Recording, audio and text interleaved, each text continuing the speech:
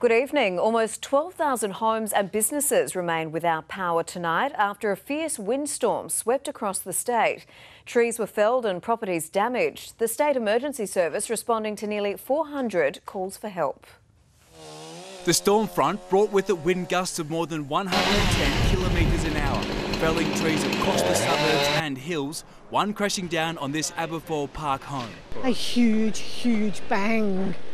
It really settled down with a huge thud, which frightened me terribly. Then when I raced out, I burst into tears when I saw the mist. At Aldgate, Timothy Delview was able to retreat in time to watch a tree land where he'd been standing. Yeah, it's still pretty shaky, I gotta be honest. It was absolutely insane. Definitely had enough time just to walk away and just kind of watch it just fall over. I was just like, what? A close call too for Graham Weatherald, who returned to his Stirling home to find 3 trees had come crashing down in his driveway. I believe it was happened about 2 minutes before I came in the driveway. I could be sitting right under it. Further south, part of a roof was ripped off a house at Highmarsh Island. A big squall came across the river and I just heard the roof go. And a veranda destroyed at Port Elliot. In the next minute there was an extra strong gust and the whole thing just lifted up and took off.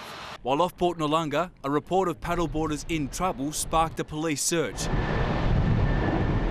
Luckily, it was a false alarm. On Weymouth Street in the city, workers filmed as an awning was torn from the front of a cafe, one woman apparently undeterred by the danger. At Goodwood, a 28-year-old woman was taken to hospital after the roof of a Florence Street unit collapsed. In the space of 3 hours, from 11 a.m. until the front hit the city at around 2 o'clock this afternoon, the SES responded to 160 calls for help from as far north as the Barossa Valley, south as Fleurieu Peninsula and Murray Bridge in the east.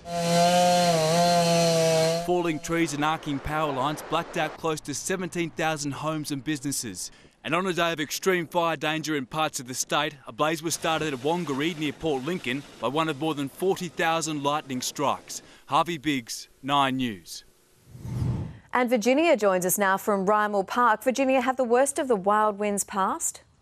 Well, Kate, around half of the state, including Adelaide, is now in the clear, but a severe weather warning remains in place for eastern parts, with that front due to arrive in Mount Gambier basically as we speak. But most areas were hit by the wild winds after midday, with gusts reaching in excess of 110 kilometres per hour at Outer Harbour and Strathalbyn. Adelaide Airport recorded 109 kilometres per hour. Now, those winds were considered so dangerous that it forced the cancellation of Asia Fest here in Rymal Park, and Hannah Dawkins has more.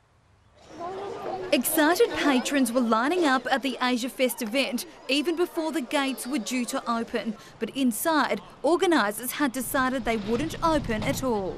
Been cancelled.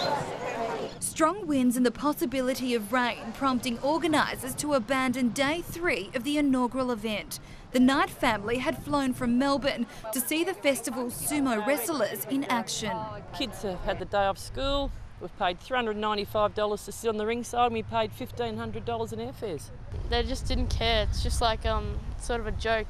Would-be festival goers annoyed not just by the cancellation, but how it was communicated. A bit unprofessional, I guess. We're here, it's closed, and they didn't even bother to put it up on Facebook. Kind of bummed, really. I was pumped for this day for like a week or two. Yeah. Organisers say the strong winds made the site too unsafe for visitors and staff. It's been so beautiful the last 2 days, and it's been amazing with beautiful sunshine, and today it's unfortunately the people that waited till Monday to enjoy Asia Fest can't. People who bought their tickets to today's much-typed sumo wrestling event via Ticketek can get their money refunded the same way.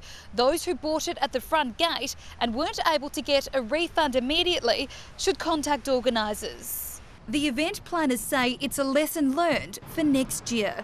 Hannah Dawkins, 9 News.